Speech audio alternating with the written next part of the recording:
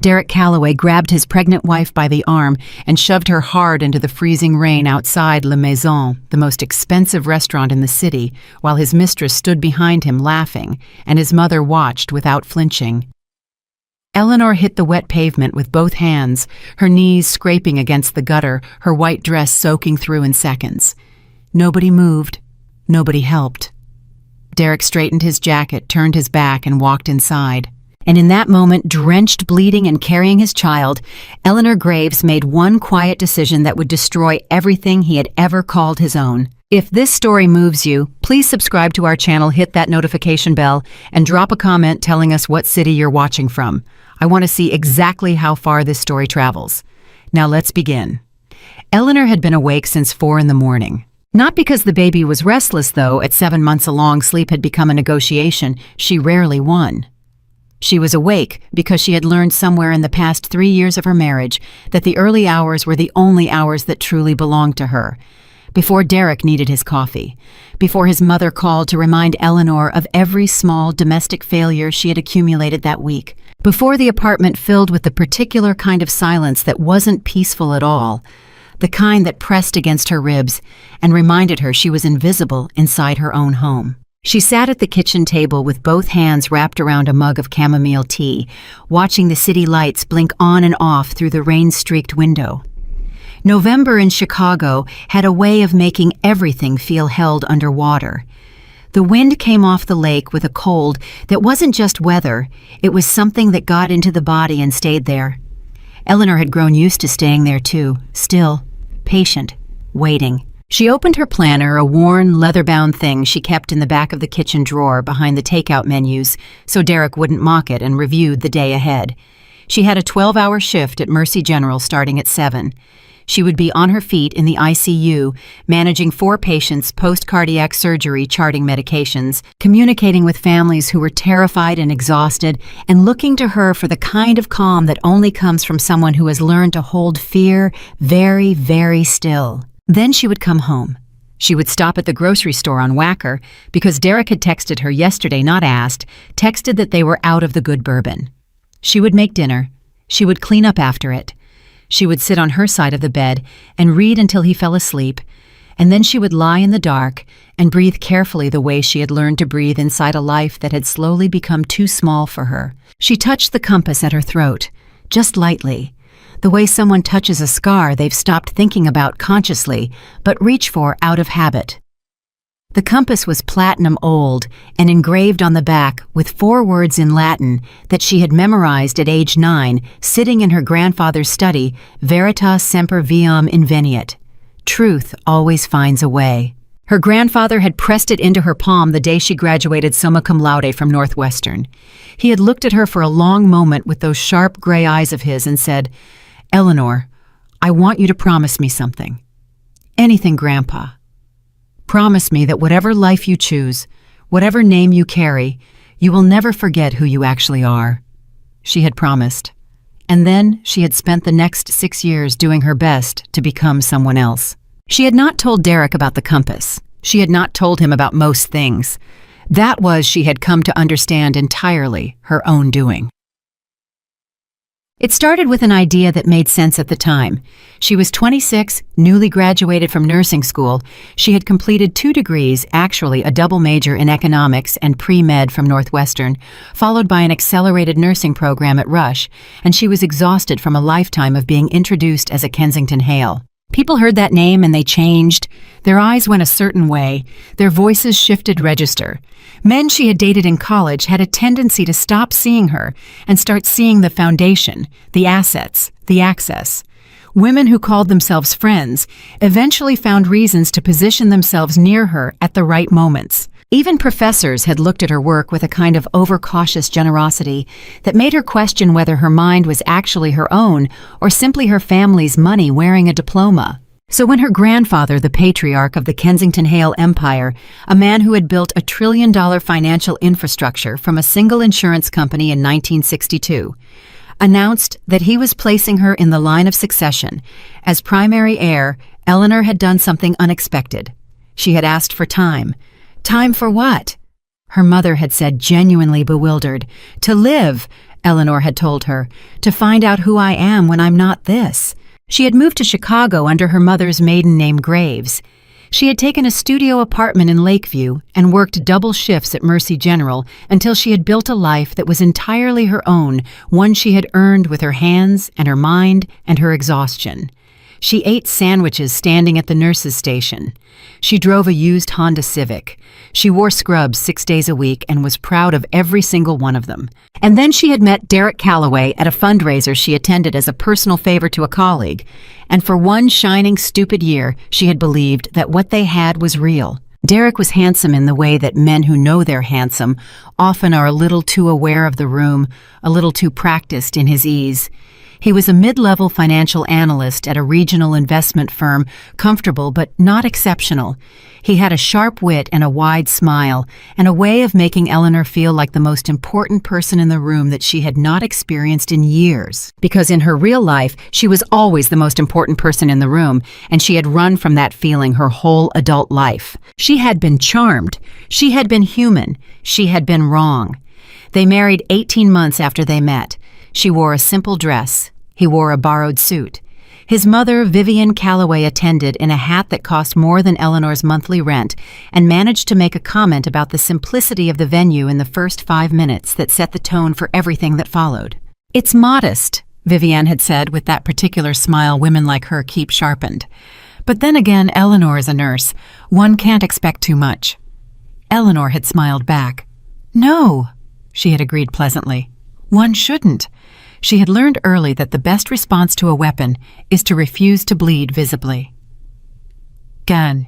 The first year of their marriage was not terrible. It was simply the first year of a long, slow education. She learned that Derek needed to be the smartest person in the room, or at minimum, to believe he was. She learned to listen more than she spoke. She learned that when she offered opinions on financial matters that turned out to be correct, Derek experienced them not as contributions, but as challenges, and that it was easier to frame her insights as questions so that he could arrive at the right answer himself and feel good about it. She learned that his mother called every Sunday, and that the call lasted 45 minutes, and that whatever Vivian said during those 45 minutes was gospel in their household for the rest of the week. She learned that his sister Renata was Vivian in training younger, sharper, more openly contemptuous, and deeply invested in the social currency of her brother's life. Renata had once looked at Eleanor's nursing shoes drying by the front door and said, "God, Eleanor, can't you at least get a pair that don't look like they belong to a lunch lady?" Eleanor had looked at those shoes. She had worked 14 consecutive hours in them, the day before managing a code on a 42-year-old father of 3, and then sitting with his wife for 20 minutes after, because no one else had time. She had said, "I'll look into it," and gone to make tea, and she had not said the other thing. The thing that lived quietly in the back of her mind, the thing she had promised herself she would not use as a weapon or a shield, that she owned a building in Manhattan that had a shoe boutique on the ground floor, and she could have bought every pair in the store and sent them to Renata without checking a balance. That was not the point. The point was never the money. The point was learning who Derek Calloway was when he thought he had nothing to fear from her. By the second year, she had the full picture. He had stopped asking about her days at work. He had started coming home later without explanation. He had developed opinions about how she kept the apartment that he expressed through sighs and pointed silences rather than conversations, because conversations would have required him to acknowledge that she worked longer hours than he did and still managed everything else. She paid their mortgage. She had done so from the beginning from her nursing salary, which she managed with the precision of someone who had grown up watching financial systems from the inside. Derek contributed to a joint account for groceries and utilities and told himself and anyone who would listen that he took care of his family. He took Eleanor to company dinners and introduced her as, "My wife, she's in healthcare," with the particular inflection that turns a fact into a diminishment. He forgot her birthday twice. He remembered it the third time because his assistant had sent him a calendar reminder. And yet, and this was the part Eleanor examined most carefully in those 4 a.m. hours she had stayed, She had told herself it was patience. She had told herself that love was built in the long, quiet stretches, not just the bright ones. She had told herself that she was not the kind of woman who gives up easily. What she had not told herself, what she was only now beginning to understand, was that some part of her had been grateful for the smallness. That hiding inside a life no one expected anything of had been in some deep and unexamined way a relief, until she realized she had hidden so well that she had nearly disappeared entirely.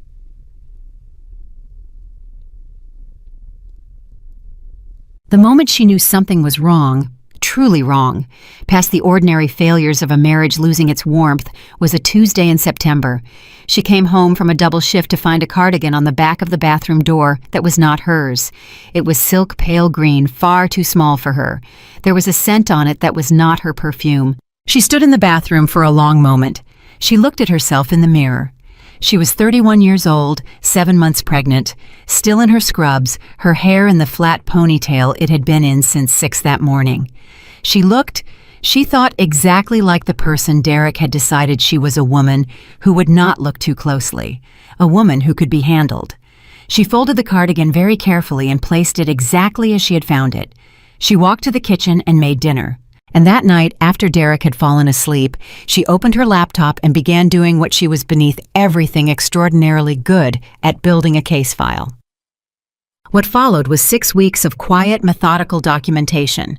Eleanor had skills that most people did not associate with a woman in compression socks and a sensible car. She had grown up at the knee of a man who built a financial empire by understanding systems, how they worked, how they failed, and how to move through them with precision. She had a graduate-level understanding of financial instruments. She had a nurse's clinical ability to observe without reacting, and she had, in the years since she had buried her identity under a simpler name, kept her connections to the Kensington Hale infrastructure maintained like a phone line she didn't use but never disconnected. She photographed the credit card statements Derek thought she didn't have access to. She documented the late nights and cross-referenced them with his public calendar. She found the Instagram account private, but not difficult for someone who knew what she knew of a woman named Cassandra Vale, a 24-year-old junior associate at Derek's firm, who had over the past 8 months gone from posting photographs of her apartment to posting photographs of restaurants Eleanor recognized as the ones Derek claimed to be at for client dinners. She did not cry. She had expected to cry. Instead, she felt a kind of terrible clarity settle over her, the way it does in an ICU when the monitor changes tone and the next 30 seconds become the only 30 seconds that matter. She continued documenting. She also quietly made a phone call she had not made in 3 years.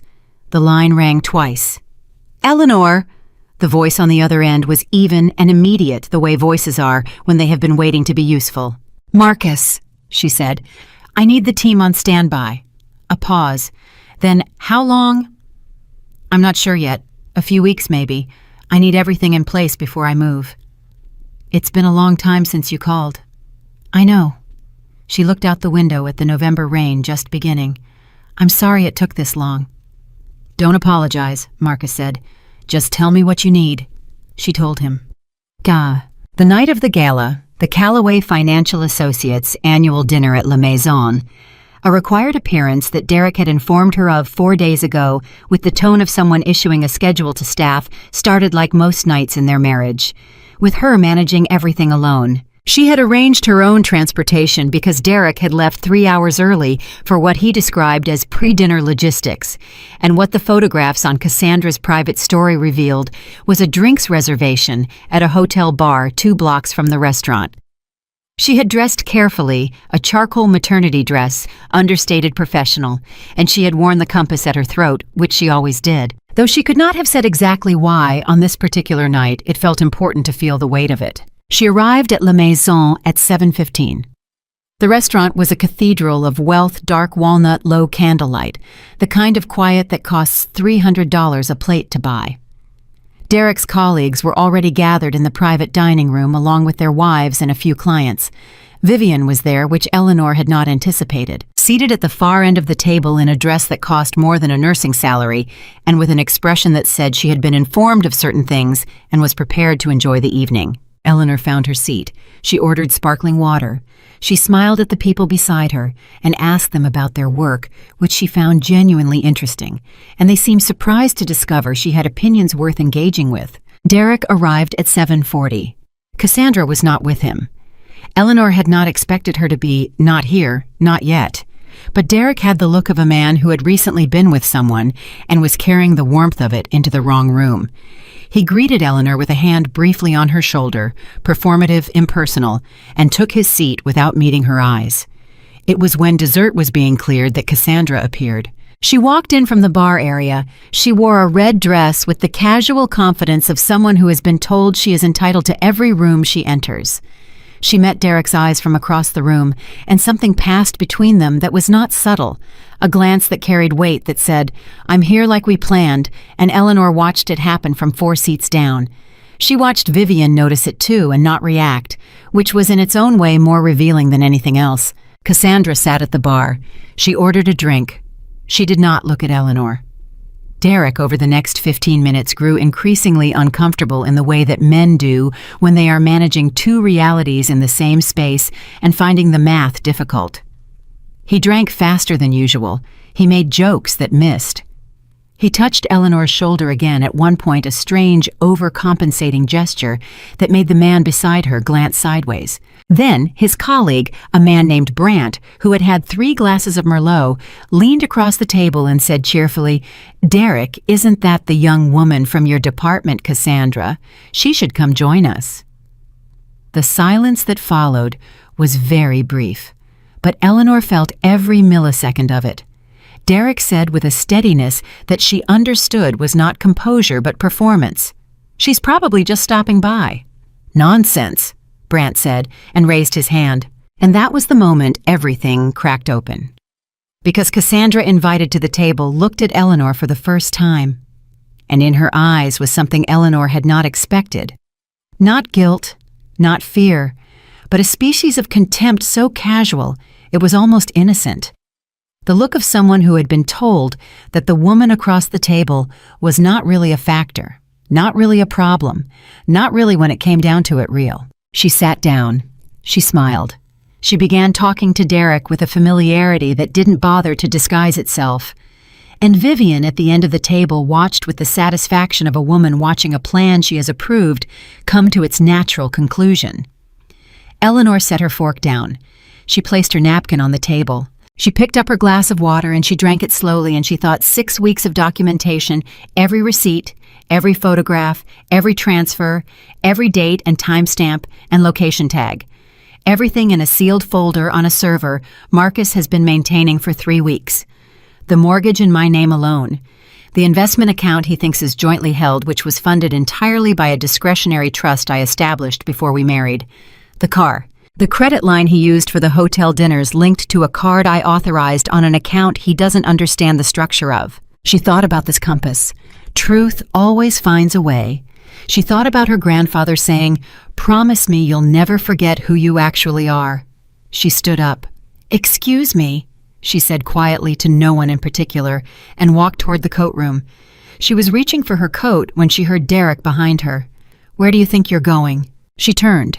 He was flushed bourbon and proximity, and something uglier underneath it. Behind him, at a slight distance, Cassandra had her phone out. Eleanor noted that, filed it. "Home," Eleanor said simply. "I'm tired." "You're embarrassing me," he said low and tight. "You walk out in the middle of this dinner and you make me look—" "I'm going home, Derek." She kept her voice even. "We can talk tomorrow." "We'll talk now." He took her arm. Not a grip, a grab. Fingers closing around her wrist with the intention to stop her. "You don't just get to leave when—" "Let go of my arm." He didn't. What happened next was a sequence so fast and so specific that Eleanor would reconstruct it later with clinical precision, the way she reconstructed codes in the ICU. He pulled. She resisted. He moved toward the exit, toward the door, the street. The rain hammering the windows of La Maison, still holding her arm, saying something she barely heard, because her body had understood before her mind caught up what was about to happen. The door opened. The rain hit her face. The cold was a wall. And then Derek Calloway, in front of the entrance to the most expensive restaurant he had ever taken her to, shoved his pregnant wife into the street. She went down hard, both palms on the wet pavement, her knees, the gutter rushing cold water over her fingers, the rain immediate and total soaking through her coat, her dress, her skin. She heard behind her Cassandra's laugh, not a cruel laugh exactly, something worse, an entertained one. The laugh of someone watching something she expected and found satisfying. She heard Vivienne's voice very calm from somewhere above and behind. "Derek, come back inside, it's cold." And she heard Derek, straightening his jacket, his voice utterly flat. "Clean yourself up before you come home." Then the door, then nothing. Eleanor knelt in the gutter of a Chicago street in November, rain, 7 months pregnant, while the world continued moving around her as though she were part of the weather. She stayed very still. She breathed. She reached up with one wet hand and touched the compass at her throat. Truth always finds a way. She reached into her coat pocket. Her phone was still there, miraculously dry in its case. She opened it. Her hands were shaking now, not from fear, she understood, but from the body's honest response to cold and adrenaline. She did not fight the shaking. She let it be there and found the number beneath it anyway. She pressed call. It rang once. Eleanor. Marcus. Immediate. Steady. "It's time," she said. A pause that lasted exactly 1 second. "Where are you?" "La Maison. Front entrance. I'm in the street." His voice changed not in pitch, but in density, the way voices do when they are accessing a different gear. "Are you hurt? Is the baby?" "We're fine. I need the cars." 7 minutes, Marcus said. "Stay on the line." She stayed on the line. She stayed in the rain. She did not cry, did not move, did not look back at the warm light of the restaurant behind her. She looked forward at the dark, wet street, at the city she had lived in for 6 years, under a borrowed name, at the life she had chosen and survived, and was now with both hands on the pavement and the cold working through her bones, finished choosing. In 6 minutes and 40 seconds, 3 black SUVs turned onto the block. They stopped precisely at the curb beside her. A door opened. A hand belonging to a man she trusted completely extended toward her. She took it. She stood. She got in. The cars pulled away from La Maison into the Chicago night, and inside that restaurant, Derek Calloway had no idea, not the faintest, dimmest idea, that the woman he had just left in the gutter had the power to dismantle everything he had ever built, everything he had ever borrowed, and everything he had ever believed about the architecture of his own life. He had left her in the rain. He had done it in front of a camera. He had done it in front of witnesses. And he had done it to the wrong woman. Eleanor Graves sat in the back of the SUV dry, now beneath a blanket Marcus had thought to bring her hand, resting on her stomach, where the baby turned slowly, as if settling into a new understanding of the world. She looked out the window. The rain came down across the windshield in sheets. She opened her planner. She turned to a clean page. At the top she wrote one word, "Begin," and then she began. The word she had written, "begin," sat at the top of a clean page in her planner, and Eleanor stared at it for a long moment as the SUV moved through the rain-soaked streets of Chicago. Then she uncapped her pen and started writing. Not feelings, not grievances, numbers, names, timelines, the precise, ordered language of someone who had been trained from childhood to understand that power is not emotion, it is structure. Marcus in the front passenger seat said nothing. He had worked for the Kensington Hale family for 11 years, first as a legal coordinator, then as the executive director of Eleanor's private affairs. He was 53 years old, wore wire-rimmed glasses, and had the particular stillness of someone who had spent a career managing crises for people who could not afford to be seen managing crises. He understood, without being told, that Eleanor did not need comfort right now. She needed space to think. He gave it to her. The driver, she knew him only as Reeves, another holdover from the family infrastructure, kept his eyes forward and his speed steady. Eleanor finished her first page and started a second. By the time they reached the private residence, Marcus had arranged a fully secured apartment in the Gold Coast that had been maintained on standby under a corporate LLC. For exactly this kind of contingency, she had filled 4 pages. She had outlined the immediate legal priorities. She had sketched the financial sequencing. And she had written in the margin of the 3rd page in handwriting, smaller than usual, Derek does not know what he built his life on top of. He is about to find out. She closed the planner. She looked out at the building they had stopped in front of.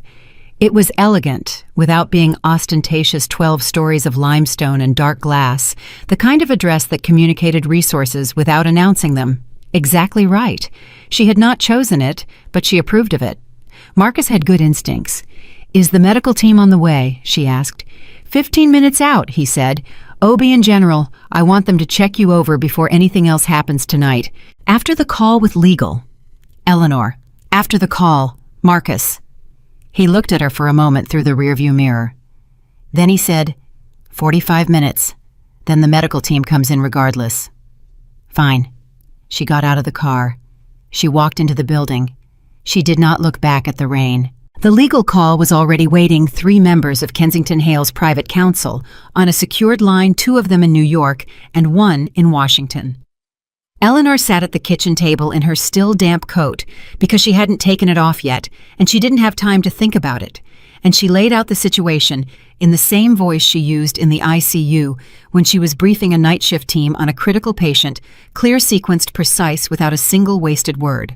"We have 6 weeks of documentation," she said.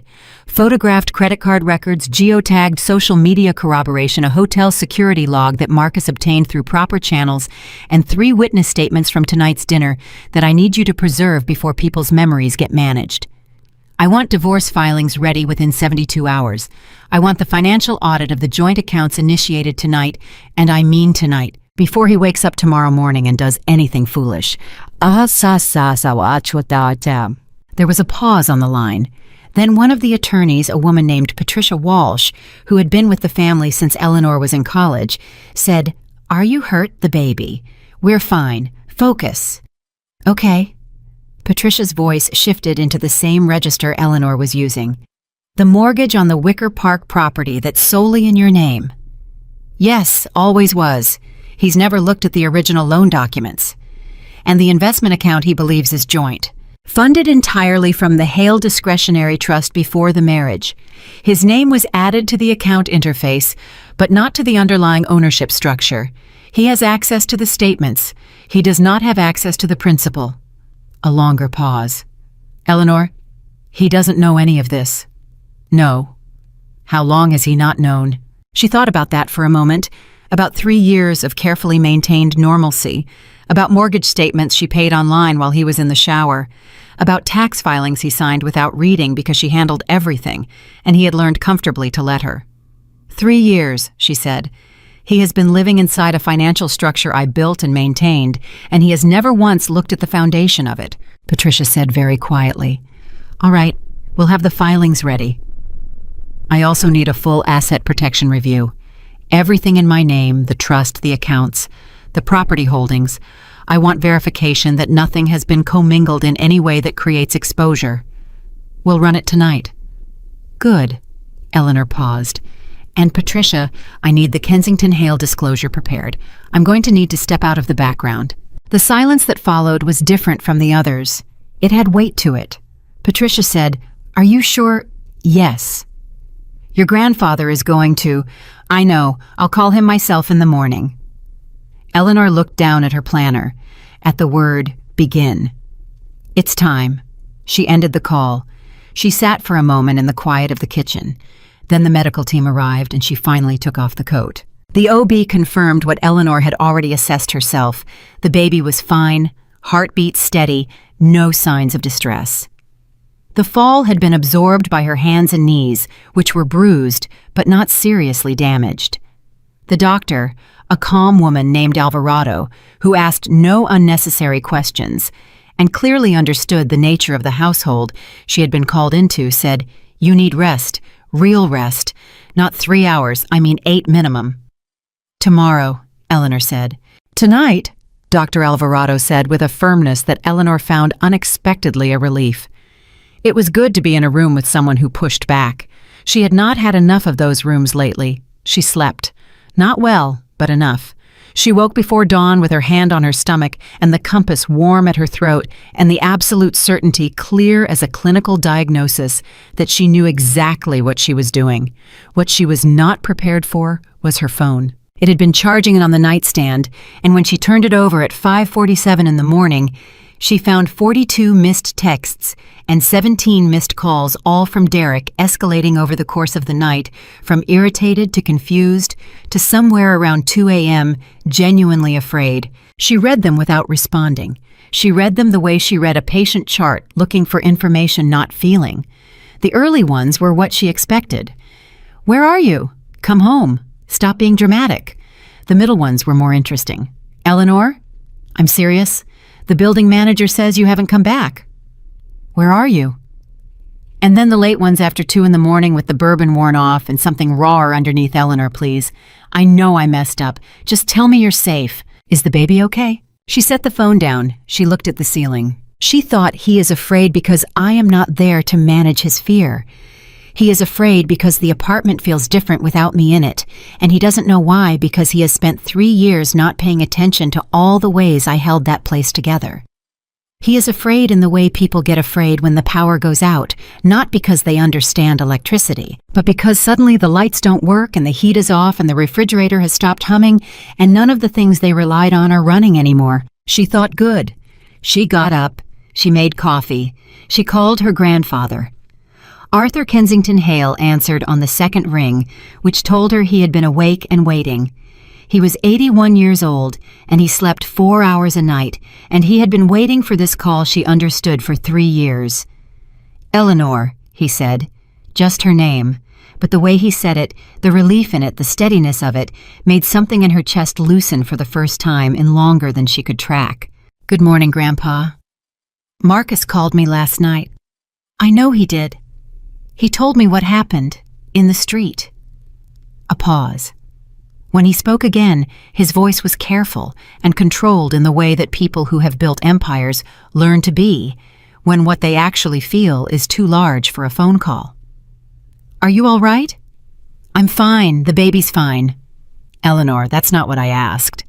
She pressed her palm flat against the counter. She breathed. "I will be," she said. "I'm better than I've been in a long time, actually, which probably sounds strange." "It doesn't," he said. "It sounds like you." "I want to come back, Grandpa. Not the way it was before. I'm not interested in a title or a ceremony or a press release. I want to take my seat on the foundation board. I want to be Eleanor Kensington Hale again in public in the work, and I want to do it on my timeline." "Done," he said without a second's hesitation. "You didn't even ask why now." "I know why now." His voice was dry, but underneath it was something that was not dry at all. Because someone pushed you down and expected you to stay down, and you have never once in your life stayed down. She smiled. It was the first time she had smiled since the night before, and it felt strange and necessary, like a window opening in a room that had been sealed too long. "I need about 6 weeks," she said. "I need the divorce proceedings to run quietly. I need the financial restructuring to complete. And then I need a platform, something public, something that cannot be misunderstood." "The Meridian Gala," her grandfather said immediately. "February, Black Tie Hospital Foundation, half the city's power structure in one room. I've already been asked to speak. I'll add you to the program." "Perfect. Eleanor." His voice dropped slightly, became something less strategic and more personal. "I want to say one thing, and then I'll let you work." "All right. I should have pushed back harder when you first disappeared. I should have said you can find out who you are without erasing yourself. I didn't push hard enough. That's on me." A pause. "I'm sorry it took this long for you to find your way back." She stood in the kitchen of a safe apartment with coffee going cold in her hand and rain still pattering against the windows, and her whole life in the process of dismantling and rebuilding simultaneously. And she said, "You told me truth always finds a way." "I did." "You were right." She touched the compass at her throat. "It just took a little longer than I expected." She hung up. She opened her planner to a new page. She wrote week 1, day 1, and then she got to work. The work was not dramatic. That was perhaps the most important thing to understand about what Eleanor did over the next 6 weeks. There were no confrontations, no screaming phone calls, no dramatic scenes on doorsteps. What happened instead was methodical quiet and devastatingly effective, The kind of operation that only looks inevitable in retrospect, when you can see all the pieces laid out and understand the sequence of them. The first thing that changed was the mortgage. Derek woke up on the third morning after the rain to find a certified letter from a law firm he had never heard of, informing him that the Wicker Park property, the apartment he had lived in for 3 years, the address on his driver's license, the home he had described to colleagues as his, was solely owned by one Eleanor M. Graves, and that, per the terms of the separation agreement now formally filed in Cook County Circuit Court, he had 30 days to vacate. He called her immediately. She did not answer. He called again. She did not answer. He texted Eleanor, "What the hell is this? This is my home too. I have rights." She read the message. She forwarded it to Patricia. She did not respond. What she was doing instead at the moment Derek was texting with escalating panic was sitting across from a financial auditor named Greer, who was walking her through the account structures with the careful patience of someone explaining a system to a person who already understands it better than they do. Eleanor had asked for the audit, not because she needed to understand the accounts she had designed, most of their structures herself, but because she needed documentation. She needed a paper trail so clean and so complete that no attorney Derek hired could find a seam to work at. "The joint investment account," Greer said, pulling up the relevant documents. "His name appears on the interface here, but look at the ownership declaration filed pre-marriage. Hale Discretionary Trust Sole Beneficiary, Eleanor M. Graves. His addition to the account was administrative viewing access only. He has never been an owner of this account." "Has he ever withdrawn from it?" Eleanor asked. Greer looked. 3 times. Twice in amounts under $500, once for approximately $1,200, all within the first year of marriage. "Document those," Eleanor said. "We may need them." "Already flagged." Greer paused. "Ms. Graves, I have to say, in 11 years of financial work, I have rarely seen someone maintain this level of structural clarity inside a personal relationship. Most people, even sophisticated people, let things blur over time." Eleanor thought about 4 a.m. mornings and a planner in a kitchen drawer behind takeout menus. She thought about 3 years of careful maintenance. "I didn't blur," she said simply. "I was very clear about what was mine." On day 9, Derek's business credit line froze. Not because Eleanor had touched it, she was too careful for anything that direct, but because the line of credit had been underwritten 3 years ago by a regional investment group that happened to share a board member with a subsidiary of Kensington Hale Financial. Marcus had made one phone call. The board member had asked 2 questions. The credit line, upon review, had been found to have a covenant violation that had been overlooked at origination and was now under the circumstances being enforced. Derek spent 2 days on the phone with his bank. He was told it was a routine review. He was told it would be resolved. It was not resolved. He called his mother. Vivian came to the apartment, to her son's apartment. She thought of it, had always thought of it, and discovered for the first time that her name was not on anything. Not the lease, not the utility accounts, not the emergency contact at the building. Every document she expected to find her family's fingerprints on had only one name on it, and that name was Eleanor. "This is impossible," Vivian said, sitting at the kitchen table with the certified letter in her hand. "She paid for everything," Derek said. He had the look of a man who has recently touched a wall he did not know was there. We had a joint account. Did you ever look at it?" He didn't answer. "Derek," Vivian's voice had gone flat, "did you ever actually look at where the money was coming from?" "She was a nurse," he said. "I thought she was good at budgeting." "She was not good at budgeting," Vivian said, and her voice had taken on something Eleanor would have recognized immediately, the particular horror of a woman who has spent 3 years treating someone as insignificant and is now doing the arithmetic on what that might have cost her. She was good at something else entirely, and we didn't pay enough attention to figure out what. Derek called Eleanor 47 times over the following week. She answered on the 48th. Not because she had softened, but because Patricia told her there was a strategic reason to have one documented conversation in which Derek's behavior could be assessed on record. "Eleanor."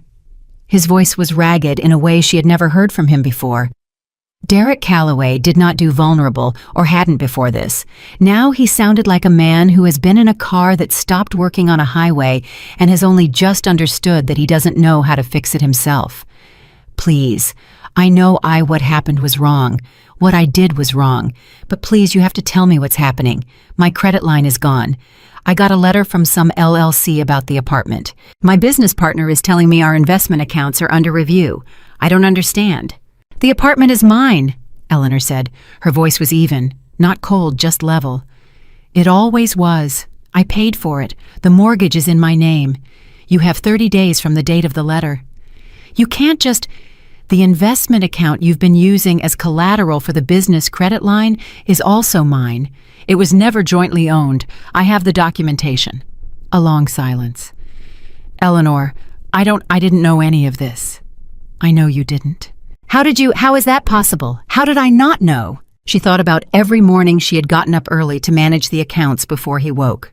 Every tax season she had handled while he complained about the complexity. Every bill she had paid, every structure she had quietly maintained, every system she had built so seamlessly that the man living inside it never noticed the architecture holding him up. She said, "You didn't look Derek. You trusted me to handle things, and I handled them, and you never once asked to look at the foundation of what you were standing on." Another silence. Longer. "Who are you?" he said. And it was not an accusation, she heard it clearly. It was a genuine question. For the first time in 3 years, Derek Calloway was actually looking at his wife. "Eleanor, who are you really?" She did not answer that question, not yet. That answer had its own time and its own room and its own audience.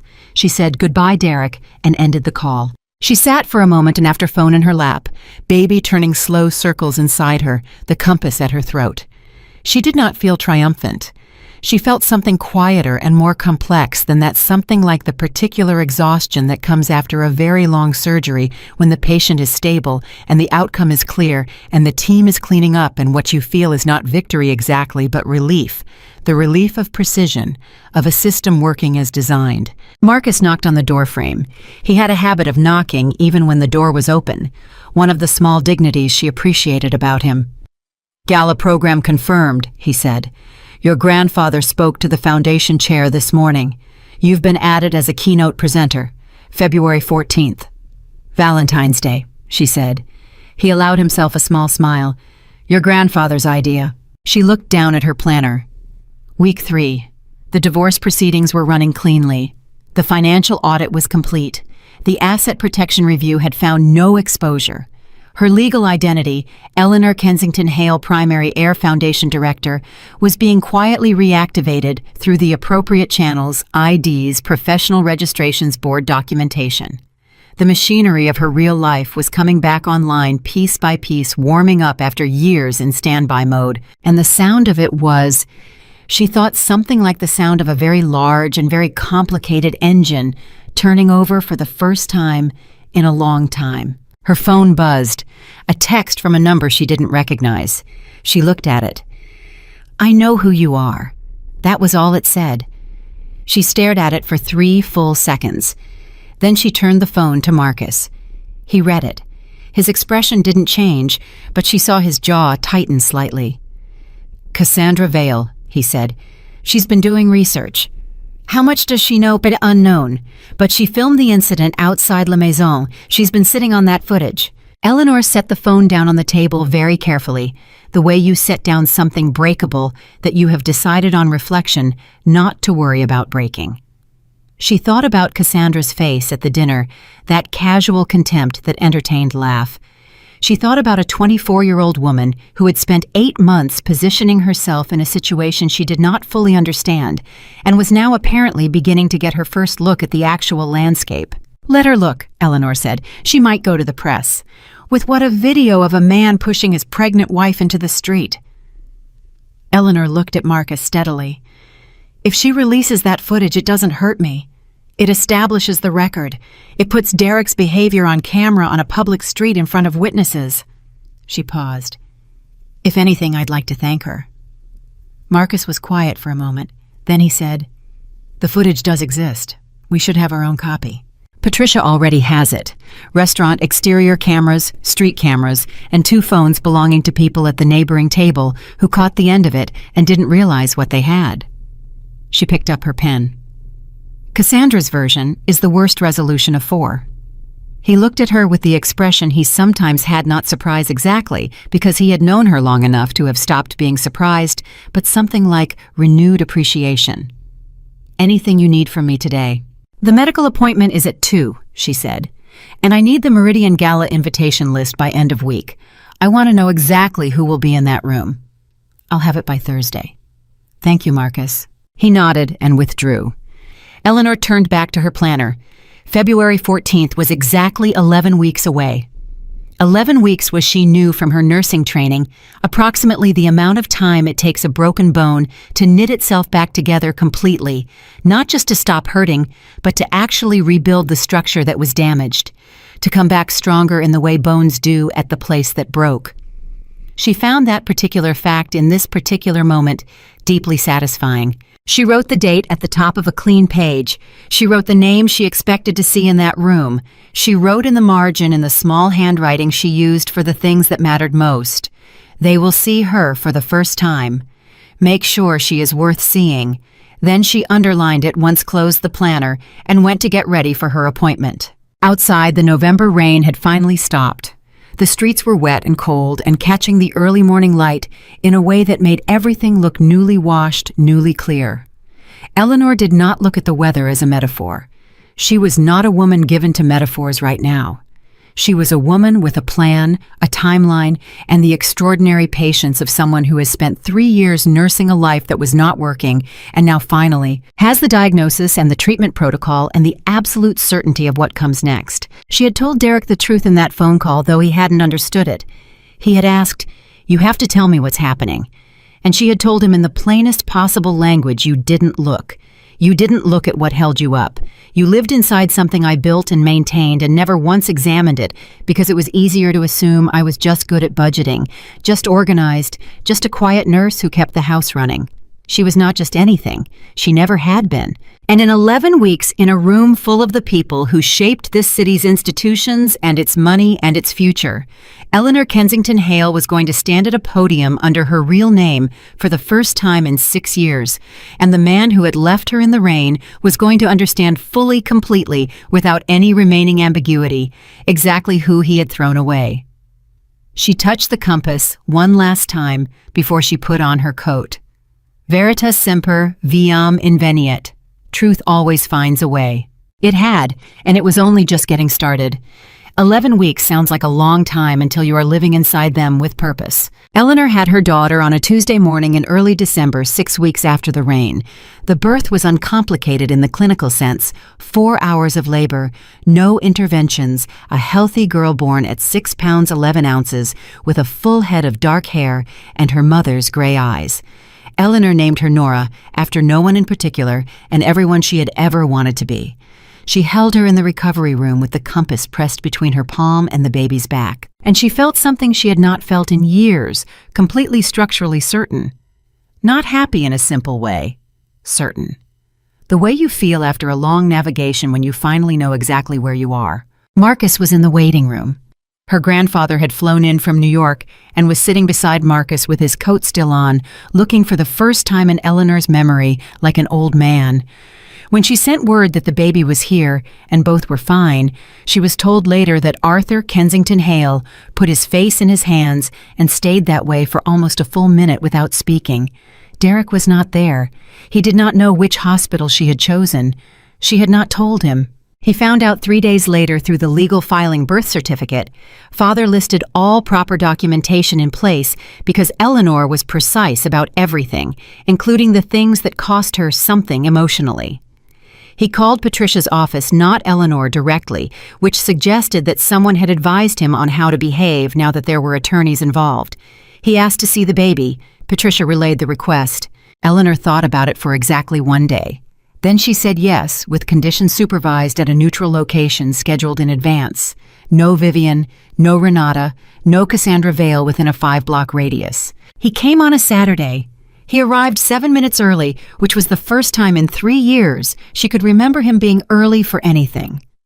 He sat across from her in a room that Marcus had arranged a private family space at a legal office neutral and quiet, and he held Nora with the careful, terrified tenderness of a man who has just understood for the first time what he almost lost. Eleanor watched him. She watched the way his face changed when the baby curled her fingers around his thumb. She watched him try not to cry and fail partway, pressing his mouth together and looking at the ceiling for a moment, the way men do when emotion catches them off guard. She felt nothing she hadn't expected to feel. Sadness, yes, a complicated, tired sadness for the version of this that could have existed if he had been different, or she had been less invisible, or both of them had been more honest years ago. But underneath the sadness was the certainty, again clean and load-bearing, this was right. This was how it had to be. "She looks like you," he said finally. "She does," Eleanor agreed. He looked up from this baby's face. He looked at Eleanor, really looked at her in the way he had never quite managed when they were married, the look she had spent 3 years wishing for and eventually stopped expecting. "Who are you?" he asked again. The same question from the phone call, but different now, quieter, without the panic underneath it. Just genuine. She considered how much to tell him. Then she decided enough. Not everything. Enough. "I'm Eleanor Kensington Hale," she said. "My grandfather is Arthur Kensington Hale. You've heard of the Kensington Hale Foundation."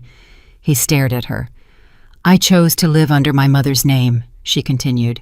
"I wanted to build a life that was mine. I wanted to know that the people around me were there for me, not for what my family represents." She paused. "I thought I had found that. I was wrong about what I had found." The silence stretched. Nora made a small sound, and Derek reflexively adjusted his hold on her, the instinct already taking root. "How much?" he started, then stopped. "Enough that the mortgage was never a burden," she said simply. "Enough that the investment account you used as collateral was never at risk because it was never yours to risk." He closed his eyes. When he opened them, he looked like a man reviewing the last 3 years of his life with a completely new set of information and finding the math devastating. "The credit line," he said slowly. "The apartment, yes. All of it. Yes, Derek, all of it." He sat with that for a long moment. Nora had fallen asleep against his chest, small and absolute and indifferent to the architecture of adult failure surrounding her. He said very quietly, "I thought I was taking care of us." "I know you did," Eleanor said, and she meant it. That was the part that had taken her the longest to arrive at, not anger at his arrogance, but something more complicated, genuine sorrow, that he had been so comfortable in a story about himself that he had never bothered to check whether it was true. "That's not entirely your fault. I let you believe it. I should have been honest with you earlier. I should have trusted you with the truth before I found out you weren't worthy of it." He flinched at that. She had not intended cruelty, but she hadn't softened it either. It was true, and he needed to hear it. "Cassandra," he started. "Is not my concern," Eleanor said. "She's yours. Handle it however you choose. I'm not interested in that particular chapter of this story." He nodded. He looked down at Nora again. "Can I be her father?" he asked. "Properly. Is that still possible?" Eleanor thought about her own father, who had been imperfect and distracted and fundamentally decent. She thought about what she wanted for this girl with the gray eyes and the dark hair sleeping against a man who was only now at the very last possible moment beginning to understand the cost of not paying attention. She said, "That depends entirely on who you decide to be from here forward, not who you tell me you'll be, who you actually are. Nora will know the difference." She paused. "Children always know." He left an hour later. He did not ask again about the financial situation. He did not make promises he hadn't earned the right to make. He simply said goodbye, returned Nora with a care that was almost painful to watch, and walked out looking like a man who has had an entire map of his life redrawn and is still trying to find where he currently stands on it. Marcus appeared in the doorway 30 seconds later as if he had been counting. "How was that?" he asked. "Necessary," Eleanor said. She looked down at Nora, who had resettled into sleep without noticing the transition. "How are we on the gala timeline?" He almost smiled. 8 weeks out. The invitation list you requested is on your laptop. Foundation board has been briefed. Your grandfather wants to review the keynote outline by end of next week. Tell him Thursday. Done. He paused. There's something else. She looked up. Cassandra Vale released the footage. Eleanor went still. When? This morning. Not to the press, to a private account with about 4,000 followers. It's been shared approximately 900 times in the last 6 hours. She held that number. 900 shares in 6 hours meant it was moving, but not yet uncontrollable. What's the framing? She asked. No framing. She posted it without comment. Just the footage, Derek pushing you into the street, you going down, him turning his back. 32 seconds. And the reaction.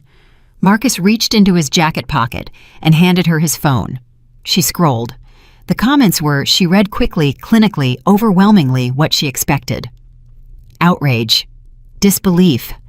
The particular fury that people reserve for images of pregnant women being treated as disposable. There were a handful of comments defending Derek, as there always are, as there are for everything. They were being buried under the weight of everything else. She thought this would hurt you, Eleanor said, handing back the phone. It appears she miscalculated. She's 24, and she's been told her whole life that she's the main character. Eleanor looked down at Nora. She doesn't understand yet that releasing that footage is the best thing she could have done for my narrative. She paused. Make sure Patricia has the original. I want it on record that we did not distribute it. Already done. And Marcus find out what Cassandra actually knows about who I am, not what she suspects, what she actually knows. He nodded and withdrew. Eleanor sat in the quiet of the neutral room with her daughter, and the growing awareness that the story was now officially larger than the four walls of a failed marriage. It had gotten out. Not in the way she would have chosen necessarily, but in a way she could work with. The footage was out. People were angry, and anger properly directed is one of the most efficient fuels available. She picked up her phone and called Patricia. I saw it, Patricia said immediately. I want to be proactive, Eleanor said. Not a statement, not yet. But I want to be ready. When the time comes, I want the full Kensington Hale identity revealed on my terms in my venue in front of my audience. The gala is the moment. Agreed. But Eleanor, the footage is going to keep spreading. By tomorrow, it could be mainstream news. Good. A pause. Good. Patricia, what does that footage show? It shows a man pushing a pregnant woman into the street while his mistress records it and his mother watches. It shows me getting up, getting in a car, and disappearing without a word. It does not show me crying. It does not show me begging. It shows exactly who each of us is in our worst moment. She paused. His worst moment and my most dignified one. I'll take that trade. Patricia was quiet for a moment. Then she said, Your grandfather is going to say you always had his instincts. Tell him I learned from the best, Eleanor said. Thursday, Patricia. Have the keynote framework ready. She hung up. She looked at the date on her phone. 7 weeks and 4 days to the Meridian Gala. 7 weeks and 4 days for the footage to circulate, for people to form opinions, for Derek's world to continue its quiet structural collapse, and for Eleanor Kensington Hale to finish becoming visible. She was ready to be seen. What she was not prepared for, and this was the thing she would look back on later, as the moment the story became something bigger than she had planned, was Vivian. Vivian Calloway called her on a Wednesday afternoon in mid-January, 3 days after the footage hit 2 million views, and a Chicago Tribune reporter left a message at Patricia's office requesting comment. Eleanor had been expecting to hear from Derek's attorney. She had been expecting possibly a call from Derek himself. She had not expected Vivian, who had spent 3 years treating Eleanor as a minor inconvenience in the narrative of her son's life, to call her directly. Eleanor, Vivian said. Her voice was different than Eleanor had ever heard it. Not warm. Vivian was not warm, probably could not have been warm on a genetic level, but stripped of its usual glaze of condescension. Underneath the glaze was something Eleanor recognized with clinical clarity: fear. Vivian, Eleanor said, I would like to meet. A pause. In person. I think there are things we should discuss before this gets any further out of hand. Eleanor considered the request. She thought about the night outside La Maison, about Vivienne standing inside the warm restaurant watching her daughter-in-law fall into the street and saying with perfect composure, Derek, come back inside, it's cold. She thought about 3 years of pointed comments about nursing shoes and modest apartments and the particular art of making someone feel small while maintaining full deniability. She said, "I'm available Friday at 10, my attorney's office." A pause. "Is that necessary? I thought perhaps somewhere more." "Friday at 10, Eleanor said. "Patricia Walsh's office on Michigan Avenue. Marcus will send you the address." And she hung up. Patricia, when told, said, "What do you think she wants?" "To contain this," Eleanor said, "she thinks she can talk to me woman to woman and find some version of this that doesn't damage the Calloway name." She paused. "She doesn't know yet that there is no version of this that stops where she wants it to stop. Should I be in the room, you and Marcus both, and I want the meeting recorded with Vivian's verbal consent at the start. Make that a condition of the meeting when Marcus sends the address." Friday came.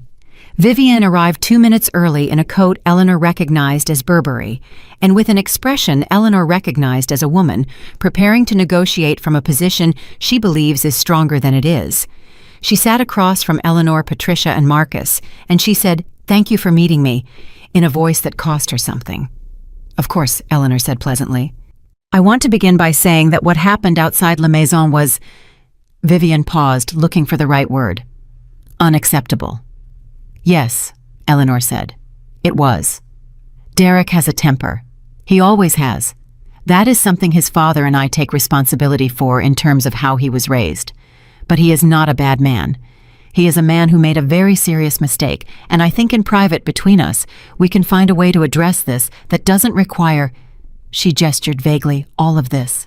Eleanor looked at her for a moment. She thought about what Vivian actually meant by all of this: the footage, the lawsuit, the financial exposure, the fact that the name Calloway was now attached in 2 million people's minds to a video of a man shoving a pregnant woman into a gutter. She thought about the fact that Vivian had watched that happen and had not moved. And then she said very calmly, "Vivian, I want to ask you a question, and I want you to answer it honestly." Vivian inclined her head.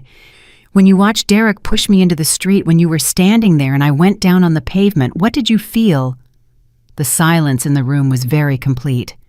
Vivian's expression shifted through several things quickly. Surprise, calculation, something that was almost discomfort before settling back into its practiced composure. "I was shocked," she said. "Were you?" Eleanor asked, not aggressively, genuinely curious. "Because you didn't move. You didn't come outside. You didn't check on me or on the baby. You said, and I'm quoting you exactly, 'Derek, come back inside, it's cold.' That doesn't sound like shock, Vivian. That sounds like management." Vivian's jaw tightened. "I have spent 3 years in your son's family," Eleanor continued, "and in that time you have made it very clear that you considered me beneath the standard you expected for Derek. You allowed your daughter to insult me in my own home. You arranged dinners that excluded me. You knew about Cassandra. I think you knew about her for a long time, and you said nothing because you believed that a woman like me would not have the resources or the standing to do what I am now doing." She paused. "You were wrong about what kind of woman I am, but you were right that I stayed quiet for too long, and for that one I take full responsibility." Vivian said stiffly, "I didn't come here to be lectured." "I know why you came here," Eleanor said. "You came to offer me something to make this go away. Money, probably, or an apology Derek can sign his name to something that can be shown to a judge as evidence of good faith. You came to manage me the way you have always tried to manage me." She folded her hands on the table. "I'm not manageable, Vivian. I haven't been for a while. I just didn't bother to demonstrate that." The meeting ended 20 minutes later without resolution, without an offer, without anything except the clear and mutual understanding that this was not a situation that could be made to stop. Vivian left the way people leave when they have gone into a negotiation expecting to win and discovered that the person across the table was playing a completely different game. Patricia waited until the elevator doors closed and then said with barely contained feeling, "That was remarkable." Marcus said nothing, but his expression said the same thing. Eleanor uncapped her pen. 5 weeks and 2 days, she said, checking the date. "Where are we on the gala keynote?" She had written it already, mostly. The framework her grandfather had reviewed and called precise and devastating in the margins of his notes. It was 12 minutes long, and it would, she had been told by 3 separate people who had read it, changed the temperature of every room it entered. She was not interested in it being showy. She was interested in it being true. The draft began. I have spent the last 6 years being invisible by choice. I want to tell you what I learned while no one was looking. She read it again that night in the Gold Coast apartment with Nora sleeping in the next room and the city quiet outside, and the compass on the bedside table where she could see it. She read it the way she would read a patient chart the night before a complicated procedure, looking for anything she'd missed, any gap in the logic, any moment where the argument might lose its footing. She found one. A passage about her marriage that was, she realized, too careful, too protected.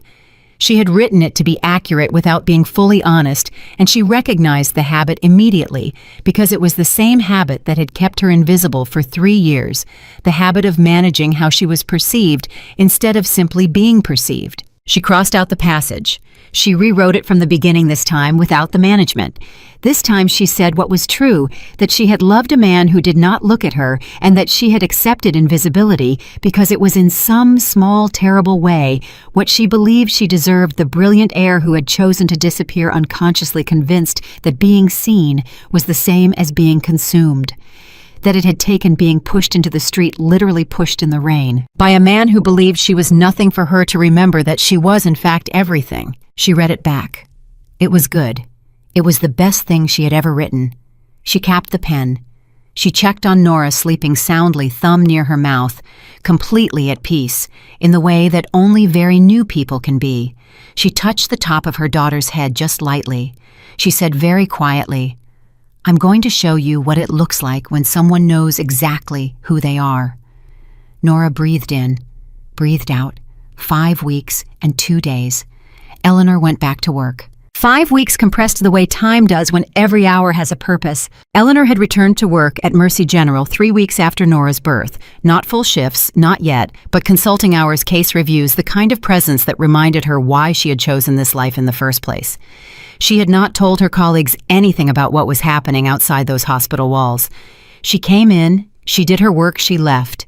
She was Eleanor Graves to them, the steady, quiet nurse who never brought her personal life into the unit, and she found, unexpectedly, that she needed that version of herself right now. Not because it was more true, but because it was the version that had kept her sane for 6 years, and she was not ready to let it go completely until she had something solid to replace it with. The gala was that something solid. 4 weeks away now, then 3, then 2.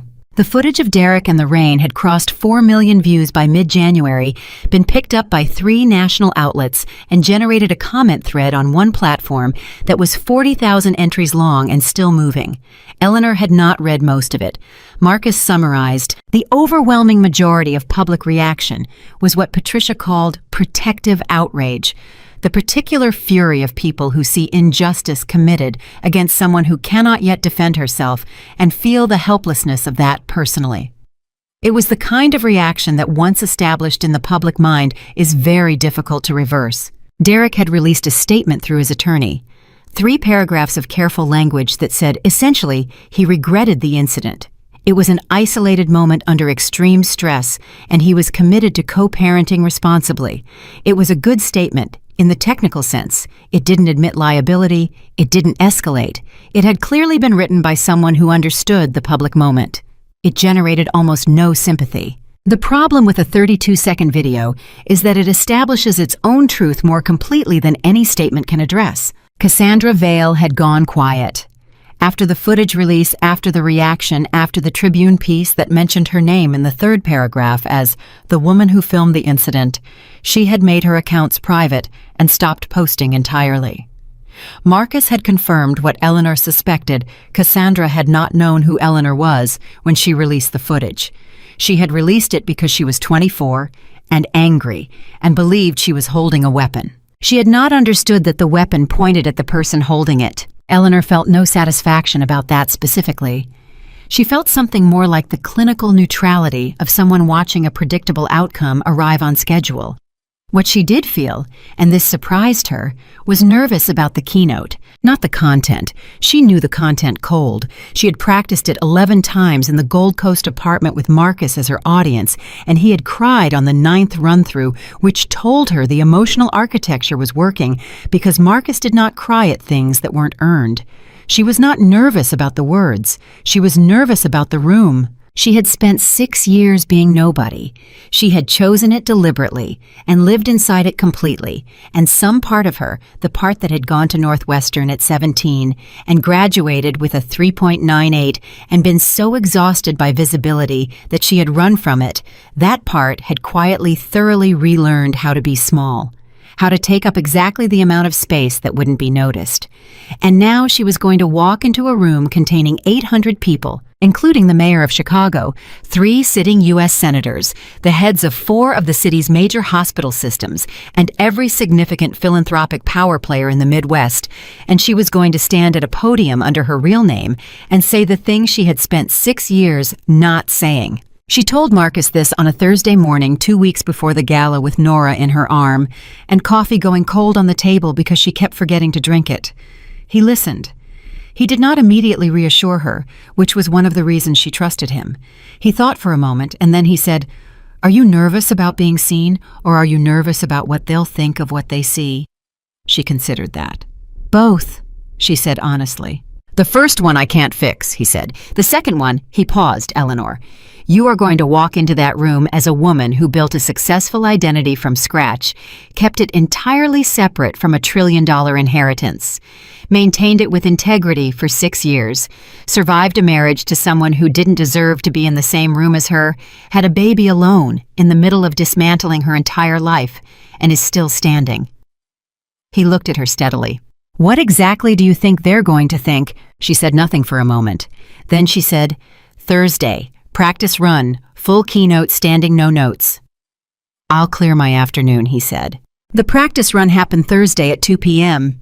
She stood in the living room of the Gold Coast apartment, and she delivered the keynote from memory, standing in the jeans and sweater she had been wearing all day, with Nora in the baby monitor behind her and Marcus in the armchair with a legal pad.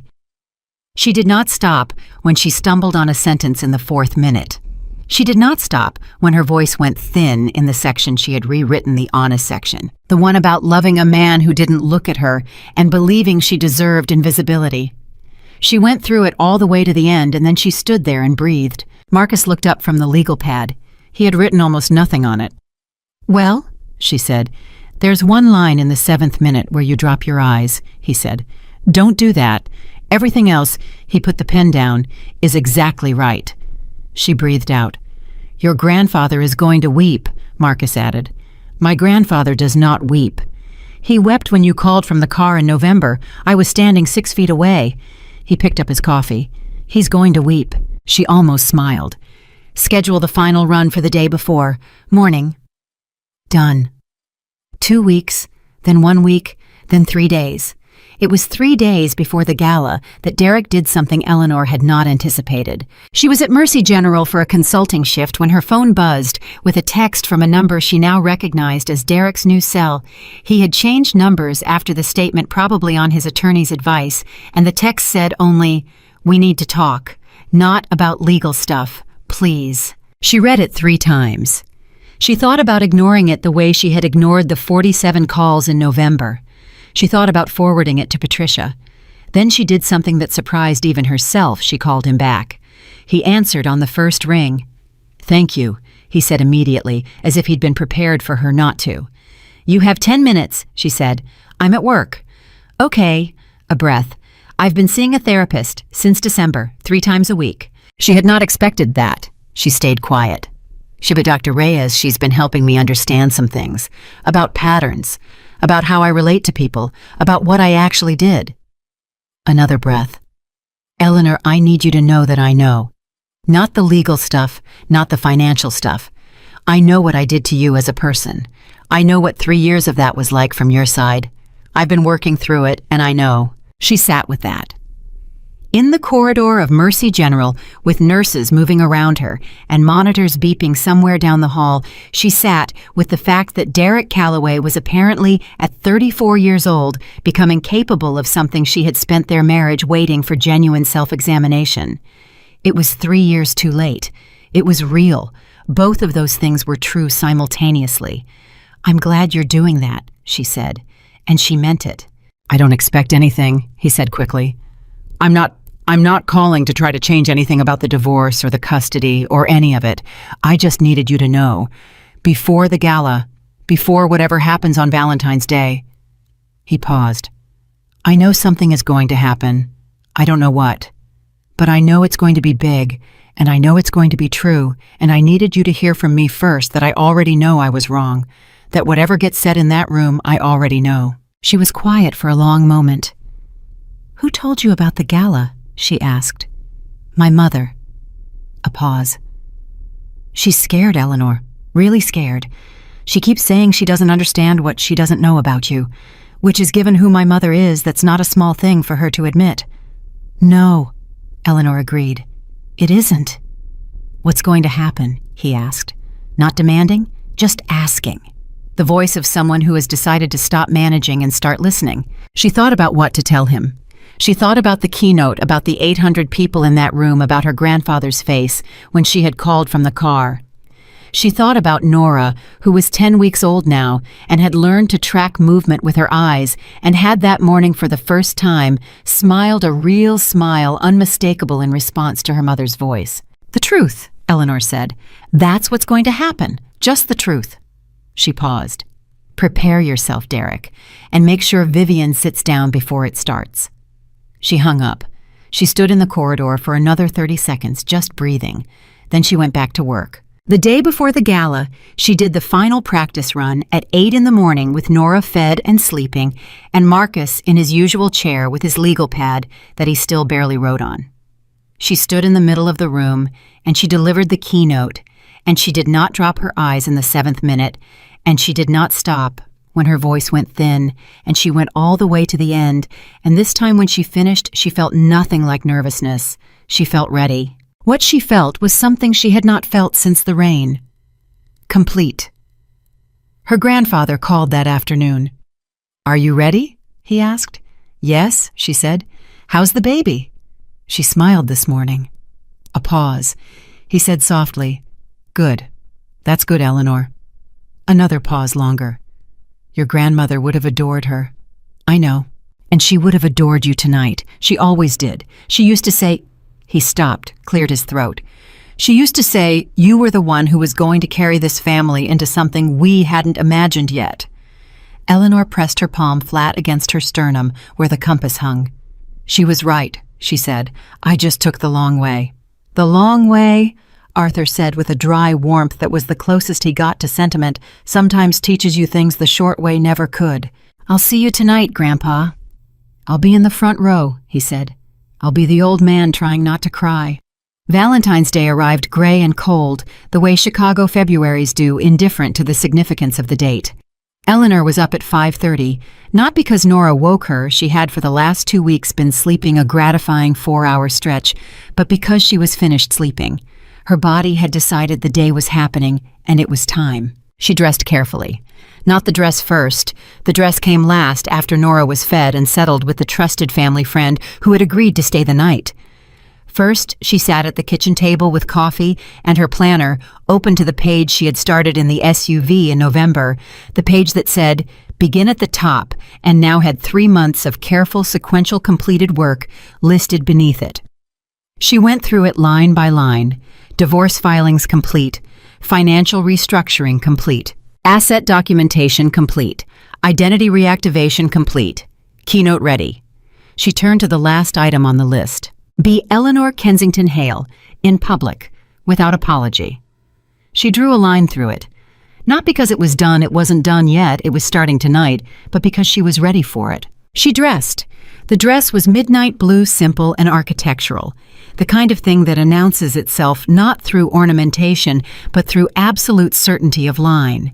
She wore the compass at her throat, as she always did, but tonight she wore nothing else, no other jewelry, Nothing that competed. Just the compass, the thing her grandfather had given her the day she proved she could stand on her own, resting against the base of her throat, where anyone who looked closely enough could see it. Marcus arrived at 7 with the car and with the expression of a man who has been holding something professional and is working to maintain that.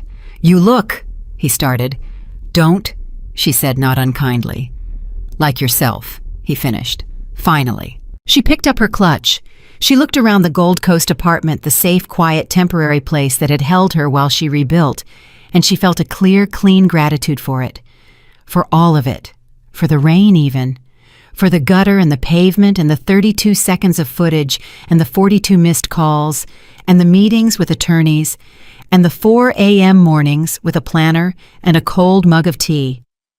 For all of it, because all of it had brought her here to this door. In this dress under this name ready, she walked out. The Meridian Grand Hotel's ballroom held 800 people on a good night, and tonight was a very good night. Eleanor could hear it from the corridor.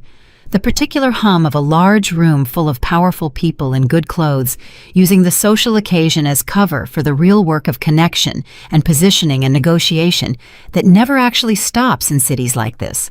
She had grown up inside that sound. She knew it the way you know a language you spoke as a child, and stopped using it comes back faster than you expect, cleaner than you remember. Marcus walked with her to the private anteroom off the ballroom entrance where the speakers and honorees were assembled.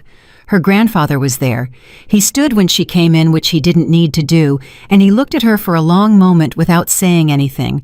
And she walked to him and hugged him carefully, because he was 81 and she was always careful with the things she loved, and he held on a beat longer than usual. "The compass," he said when they separated. He touched it lightly at her throat. "Good. Always," she said. "You're third on the program," he told her. "About 40 minutes. The mayor goes first, then the hospital foundation chair, then you." "And Derek?" He raised an eyebrow. "Is he in the room?" Marcus behind her said quietly, "Section C, third table from the back. He came with his attorney." She processed that. Derek had come.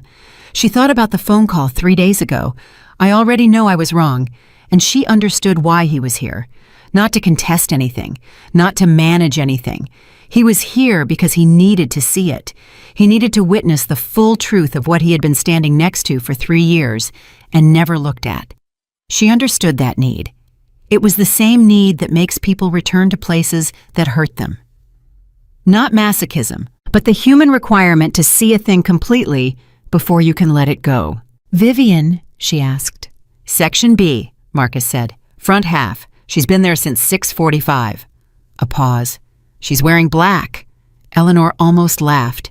Vivian, who had worn armor to every event Eleanor had ever attended with her, had come tonight in black. Whether that was defiance or mourning or simply a fashion choice, Eleanor could not say, but the image of it was in some complicated way almost satisfying. "And Renata, not here." "Good." She turned back to her grandfather. "Let's go in." She sat at the head table with Arthur and the foundation chair and 3 other keynote speakers, and she was Eleanor Kensington Hale at that table. And the people around her knew it, and they looked at her with the particular attention that a name like hers generates. Not entirely comfortable, she discovered even after 6 years away from it. She had forgotten what it felt like to be that name in a room, the subtle recalibration in people's posture when they learned it, the way conversations shifted register. She had forgotten, and now she remembered, and it was different than she had expected. Not suffocating the way it had been at 26, not the thing she had run from. It felt instead like putting on a coat she had outgrown, discovering it fit perfectly now because she had grown into it. The mayor spoke for 12 minutes about healthcare access and the foundation's role in the city's infrastructure. The foundation chair spoke for 8 minutes about the gala's fundraising goals. And then the chair said, "I have the honor of introducing our final keynote speaker.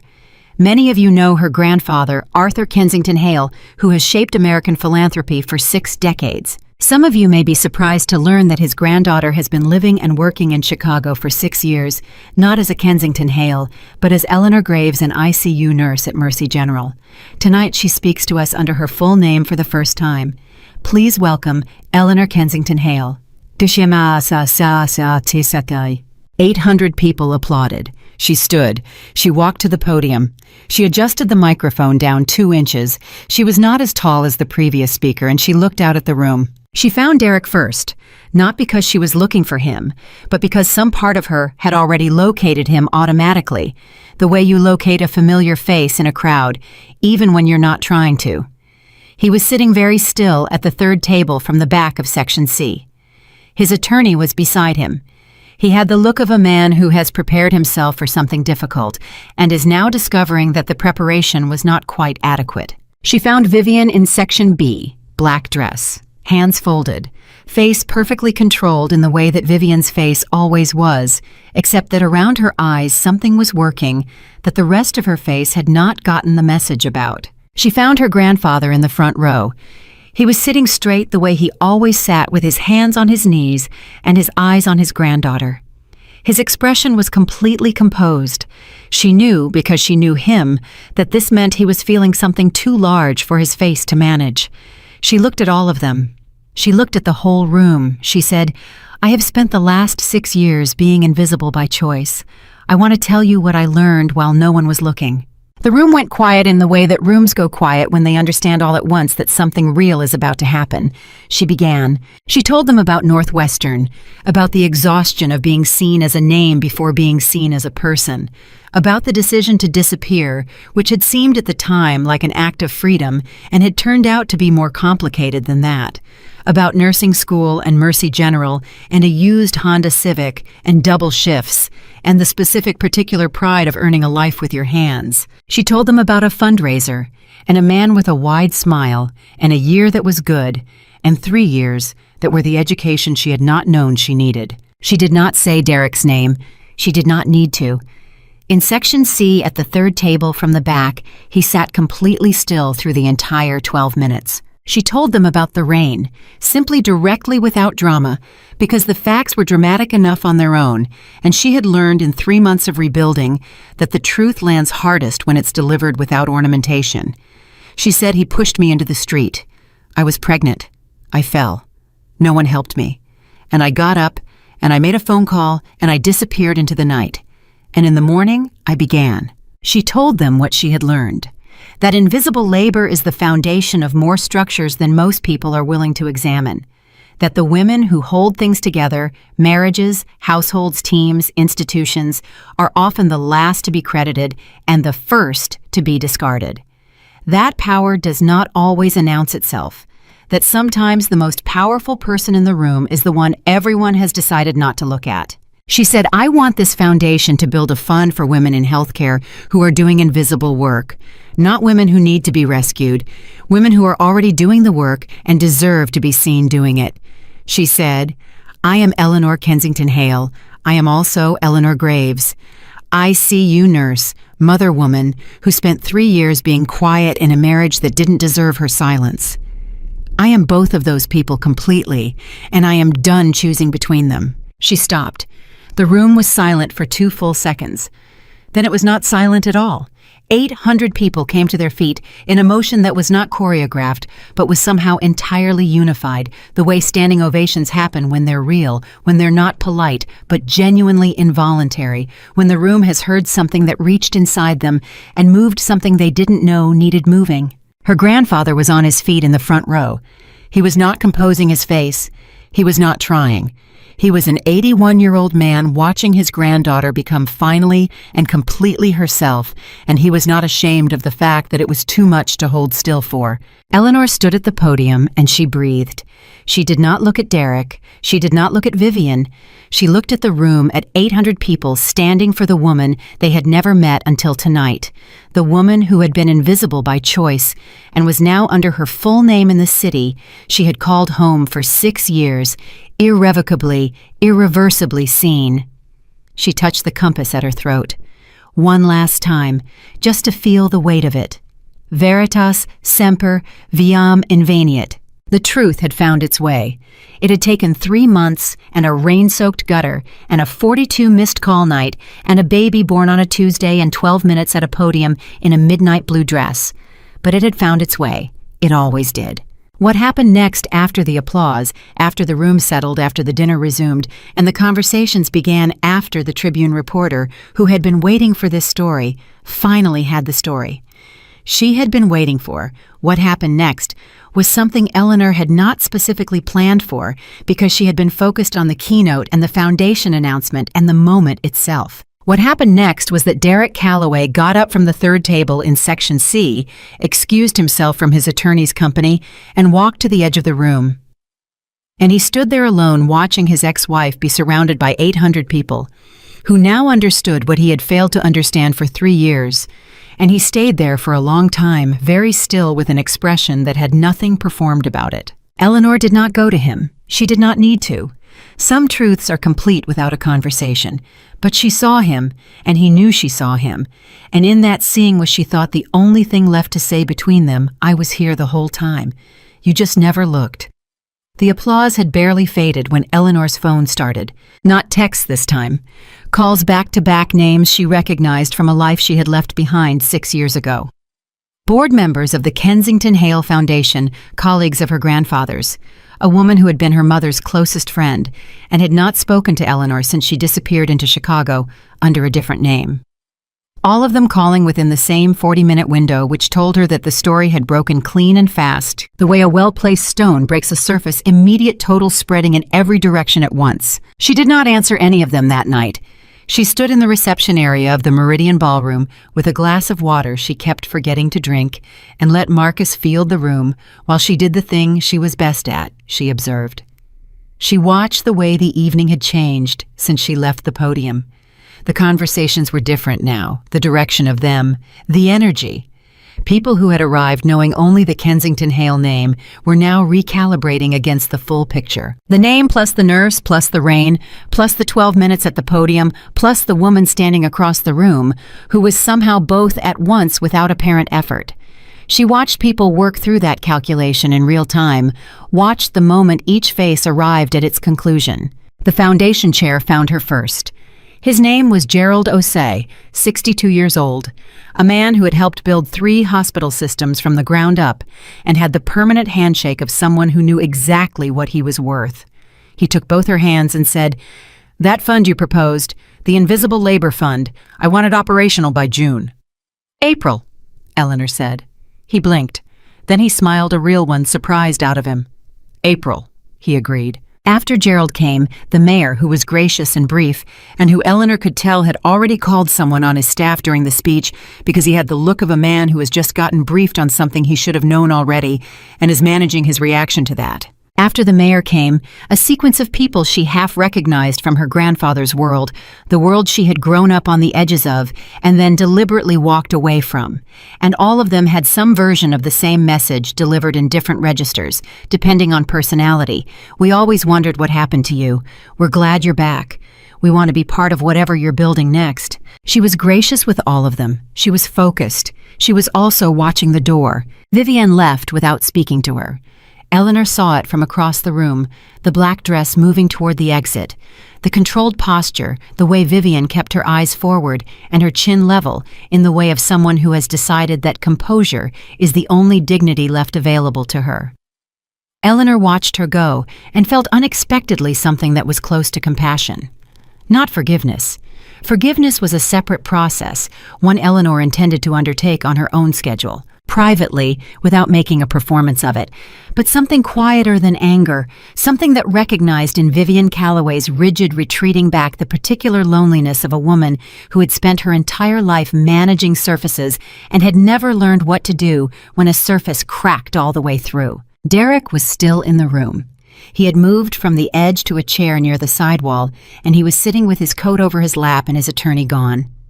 The attorney had left an hour ago, task completed, billable hours done, and he was watching his ex-wife work the room with the expression of a man watching something he understands he will spend a long time thinking about.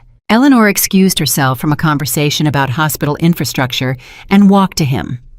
Not because she had planned to, not because it was strategically useful, because she was done being managed by strategy, and some things deserved to happen simply because they were human.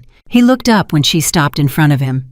He didn't stand. He seemed to understand that standing would have a performative quality that the moment didn't need. He just looked at her, and his face had none of the practiced ease she remembered from 3 years of marriage. It was just his face without the management. "You were right," he said. "I needed to be here." She sat down beside him, which surprised him. She could see it. She sat beside him, the way you sit beside someone you've stopped being at war with, which is different from sitting beside someone you love, and different from sitting beside a stranger. It's the posture of two people who have been through something and are on the other side of it, not together, but parallel. "Your mother left," she said. "I know, she texted me." He looked down at the coat in his lap. "She said she didn't know how to feel." "That's the most honest thing she said about me in 3 years. Something moved across his face. Not quite a smile. Not one. "Eleanor, I'm sorry." He said it simply without scaffolding. Not for the statement, not for the record. Just I'm sorry. For all of it. The 3 years, not just the rain. She looked at him for a moment. She thought about the man she had married, the man he had been for 1 year, before the marriage showed her the man he actually was. The man sitting beside her. Now, who was she believed in the slow and genuinely difficult process of becoming someone better? She thought about Nora, who was home with a trusted friend who had been fed and bathed and was almost certainly asleep already with her thumb near her mouth and her mother's gray eyes closed against the world. "I know," Eleanor said. "I believe you." He looked at her. "That's more than I deserve right now." "Probably," she agreed, "but Nora deserves a father who knows how to be honest, so it's not entirely for you." He nodded. He understood that. She could see him file it somewhere real, the way people file the things that matter. "Dr. Reyes, my therapist, she says I have a pattern of accepting support as entitlement, of taking what people offer without understanding the cost to them." He paused. "She's been saying it for 2 months. Tonight is the first time I actually understood what she meant." Eleanor did not say I could have told you that 3 years ago. She had earned the right to say it. She chose not to use it. That choice felt to her like the cleanest definition of growth she had access to right now, not the absence of the impulse, but the decision not to follow it. "Be at the custody review Thursday," she said. "Be prepared. Be present." She stood. "That's all I need from you right now." She walked back to Marcus without looking back. He handed her a glass of water and said nothing, which was, as always, exactly right. Her grandfather found her at 9:15 after the room had begun to thin and the evening was settling into its final hour. He was tired, she could see it in the way he carried himself, the effort in his posture that hadn't been there 20 years ago. But his eyes were as sharp as they had ever been, those gray eyes that Nora had inherited, clean and complete, skipping a generation and landing perfectly. "Walk with me a minute," he said. They walked to a quieter section of the room near the windows, away from the remaining clusters of conversation. He moved slowly, and she matched his pace automatically the way she always had. "The fund," he said. "April is aggressive." "I know, that's why I said it." He made a sound that was not quite a laugh, but contained one. "You're going to run it yourself." "I'll chair the committee. I'll hire the right people to run it. I have a list already." She paused. "I'm not leaving nursing entirely. I want to keep a consulting role at Mercy General, part-time." He looked at her sideways. "You don't need—" "I know I don't need to. I want to." She met his eyes. "It's where I learned who I am when no one is managing my perception of myself. I'm not giving that up." He was quiet for a moment. Then he said, "Your grandmother did something similar. After her father's company became what it became after the money was undeniable, she kept teaching. Tuesday and Thursday afternoons, a classroom in Evanston, 11th grade English. She taught there for 11 years. He paused. "I used to ask her why. She used to say because those kids don't know my name, and when they look at me, they see a teacher. And that tells me something true about who I am that nothing else can." Eleanor listened to that. She pressed it somewhere she would keep it. "She was wise," she said. "She was," he agreed. "You come by it honestly." They stood together for a moment, in the quiet end of the evening, two people connected across 60 years of a family's history, and Eleanor felt the full weight of what the night had been and was not overwhelmed by it.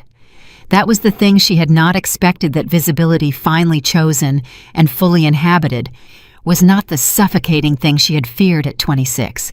It was not the thing that consumed you. The thing that consumed you was hiding the maintenance of a smaller self, the daily cost of choosing not to be seen. That was the exhausting work. This standing in her full name in a room that knew it was simply breathing. "I want to talk to you about the succession structure," she said.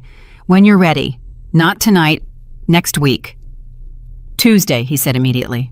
"Tuesday," she agreed. He patted her hand once, a small gesture economical with affection in the way of men of his generation, and moved back toward the remaining guests. Eleanor watched him go and thought about the compass he had pressed into her palm at 22, and the promise she had made, and how long and strange and necessary the road between that promise and this evening had been. She left the gala at 9:45.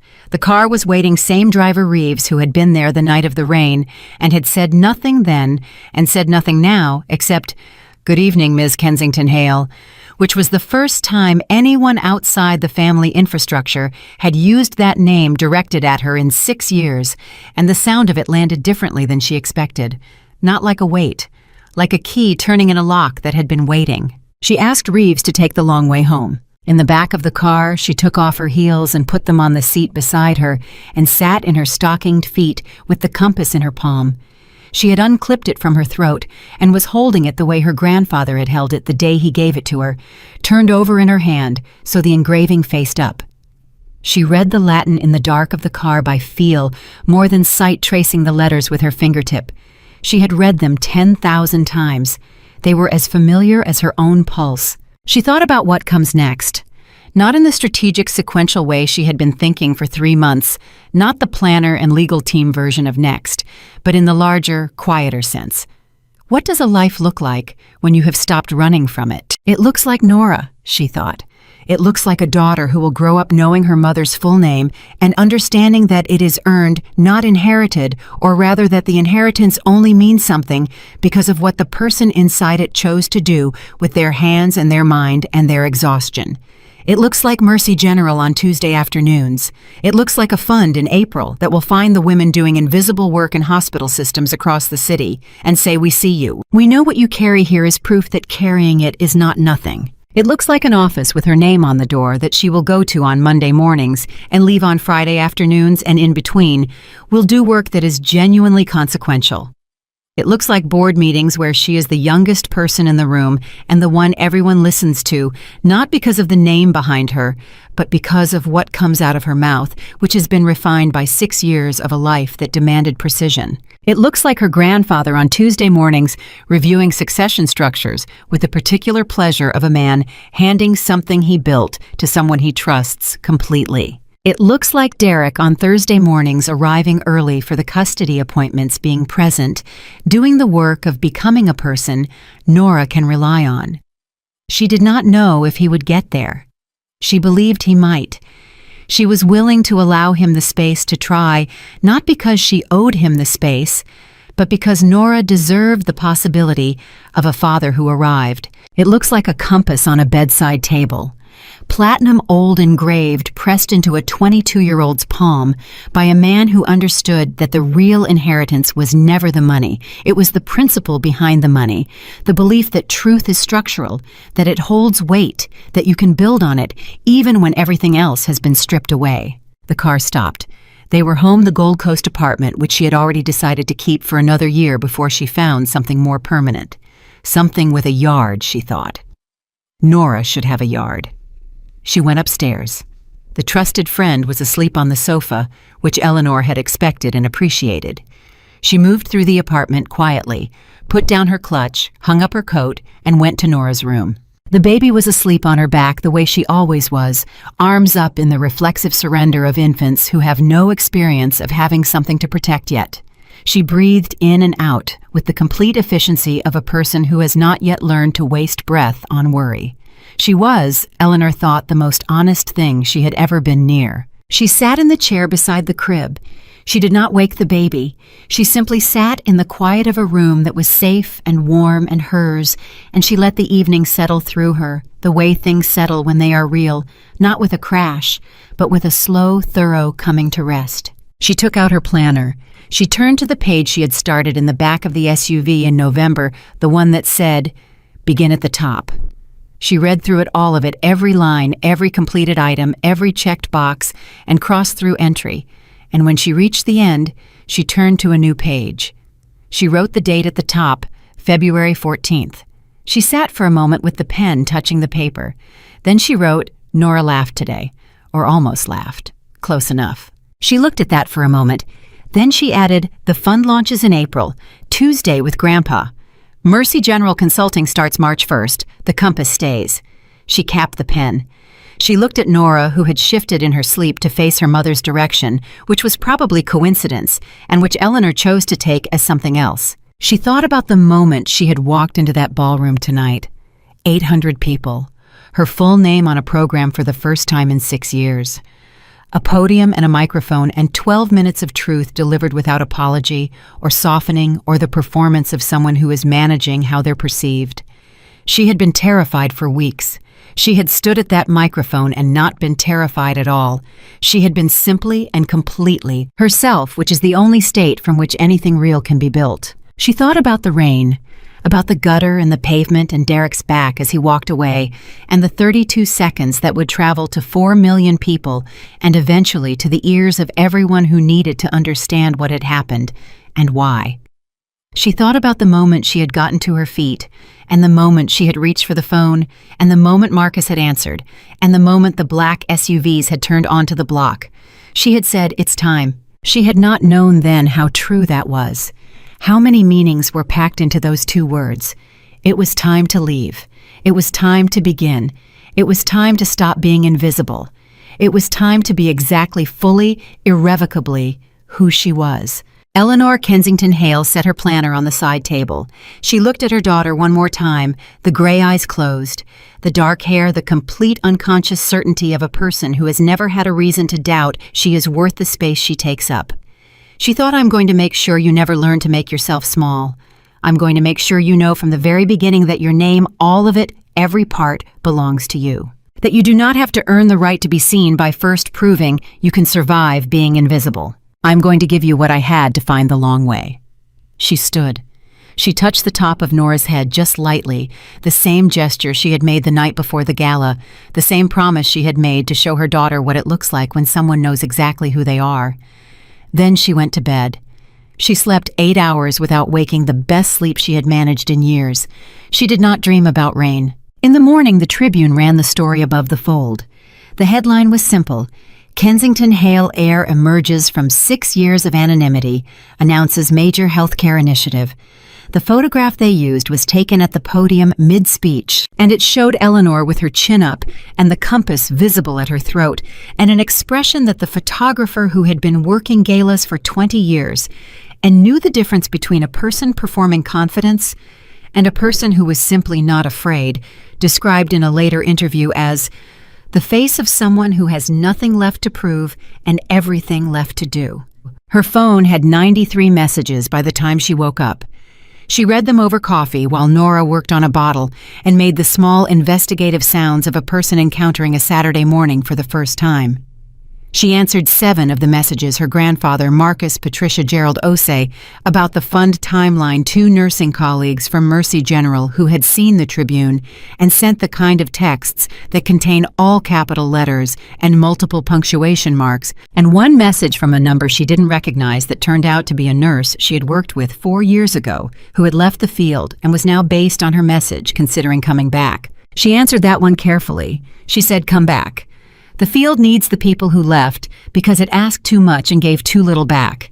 That is the exact problem we are trying to solve. Come back." She did not answer Cassandra Vale's message, which arrived at 11:47 a.m., and said, "I think I owe you an apology." She read it. She set the phone down. She thought about it for a day and a half, and then she wrote back, "You don't owe me anything. But if you'd like to talk sometime, I'm open to it." She meant it. She was not interested in being a person who hoarded her grievances like currency. She had more valuable things to spend her energy on. 3 months after this gala, the Kensington Hale Invisible Labor Fund launched with a ceremony at Mercy General that Eleanor attended in scrubs because she had a consulting shift that afternoon and had not had time to change, which she later decided was the best possible way to launch a fund about the dignity of working women in healthcare. Her grandfather gave a short speech. Gerald Osei announced the first cohort of recipients, 43 nurses and support staff from 7 Chicago hospital systems, each receiving a combination of financial support and professional development resources that had been designed with the specific practical needs of women doing high-stakes work in under-resourced environments. Eleanor spoke last. She was brief. She said, "Every one of these women has been the foundation of something. A team, a unit, a patient's survival, a family's worst night made bearable. They have been doing that work without being seen doing it. Starting today, we see them. Starting today, that changes." She stepped back from the podium. She did not touch the compass. It was tucked inside her scrubs, close to her skin, where it always was. She did not need to touch it to feel it. In the front row, her grandfather watched her with the face of a man who has spent 81 years building things and has finally seen his greatest work complete. In the third row, one of the fund's first recipients, a woman named Gloria, an overnight ICU nurse who had worked at Mercy General for 19 years without a single formal commendation, was crying in the way people cry when they have spent a long time not being looked at, and someone finally does. Eleanor saw her. She made a note of her name. After the ceremony, she would find her and shake her hand and say what she wished someone had said to her at Mercy General in the 4 a.m. hours of an invisible life ICU. What you do matters. You are not nothing. You are in fact the foundation. The structure holds because of you. And when you leave, everything changes. That was the truth she had learned in a gutter in November rain. That was the truth she had carried home in a black SUV and built into 3 months of precision and 12 minutes at a podium and a fund that would grow in 3 years to serve 14 cities and touch the lives of thousands of women who had been holding things together quietly and competently and without recognition for longer than anyone had bothered to count. The woman they ignored was the foundation they stood on. And she had not left to destroy them. She had left to build something real, something that would outlast the marriage and the rain and the footage and the noise and all the small cruelties of a life lived inside someone else's idea of who she was. Eleanor Kensington Hale buttoned her scrub jacket, picked up her badge, and went to do her afternoon rounds. She had 4 patients in the ICU who needed her. She had a daughter at home who would be awake from her nap in 2 hours. She had a fund and a board and a foundation and a grandfather and a compass and a name, her full, complete, uncompromising name, and she was done choosing between any of the things she was. She was all of them. She had always been all of them. And she walked forward into the rest of her life without looking back, because the truth had found its way exactly as it always does, and what lay behind her was only the long road she had taken to arrive, finally, completely without apology, at herself.